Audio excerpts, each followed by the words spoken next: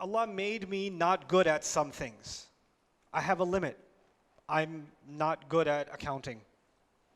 I'm not good at remembering conversations. My mother is. My wife is very good at remembering conversations. Do you remember what you said yesterday? If I'm being honest, I don't even remember what I said 1 minute ago, if I'm being completely honest. Do you remember that game in 1992, the World Cup final? Yeah. Yeah, that was awesome. But do you remember what you said yesterday? Nope. I got nothing. There are some people that can remember some things, not remember other things. I'm good at creativity, not good at management. This is the thing.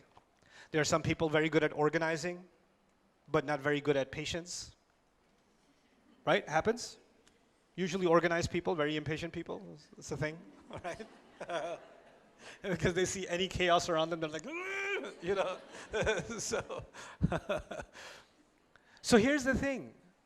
Yes, I have free will, I have choice, but I have intellectual limits, I have capability limits, I have physical limits. There's a limit to my height, there's a limit to my strength, there's a limit to my physical ability, there's a limit to my economic mobility, right? There's a physical bodily limit, and that limit is a jibillah.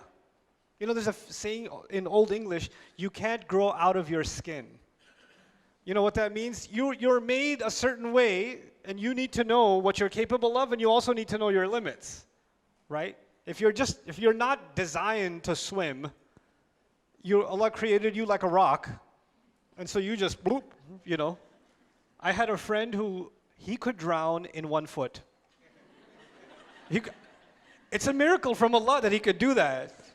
We went to this place, he went on the slide. It was a kid slide. It was a slide. You could stand up on it, your knees won't even be wet. And he's like, like what? Allah didn't make you for that, right? So there's the limit placed within our genetic makeup. There's siblings, some siblings super genius, super creative, super academic, and the other one super athlete, but don't ask him to study. Allah made 2 different jibillah, you understand? So there is this body that Allah gave us, and this mind, these genetics that Allah gave us that are all different for all of us. The path that Allah chose, that He says He guided you to a path. The path He made was unique to you. And the path He made for me was unique to me. Based on my jibillah, physically, and outside of my jibillah, my environment. This is what psychology tells us. Human personality is made up of 2 things. It's made up of your genetics and it's made up of your environment. That's what modern psychology basically tells you, right? And Quran is also talking about how within that environment, like the hadith says, everybody was born on fitrah, parents make them Jews, Christians, and that's environment, isn't it? Right? So your environment and your genetics, within that, Allah gave you a path. Now, a farmer who lives with his kids out on top of a mountain somewhere, and he has to choose the right path. His right path is a different one. And the manager of a multi-million-dollar organization, he's a VP or something like that, his jibillah and his path is a different one. The choices he has to make or she has to make are different ones, you understand? And so each one of them was given the right directive to come back to Allah to do the right thing, and it was put inside of them. This is the jibillah from the body point of view. But then there's the grueling test and the ruh. The ruh itself, meaning there's my physical limits, but then there's my spiritual core inside. That spiritual core also exists inside me. It also has a voice. It also has a say. And it cannot be found in the study of psychology. It cannot be found in philosophy.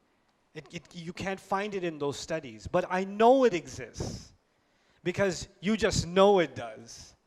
That's the sound. That's the thing inside you that feels something when you pray. That's the thing inside someone. Incidentally, I met a woman yesterday.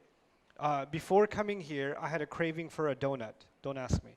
So I went to this mall, and I'm getting in line. There's a popular donut place. I won't tell you which one. And so I'm standing in line, and this lady behind me was with her 2 kids, and she said, "Are you?" And I was like, "Yeah." And she started crying her face off. I don't know the face because she was wearing a mask, but what I could see, crying.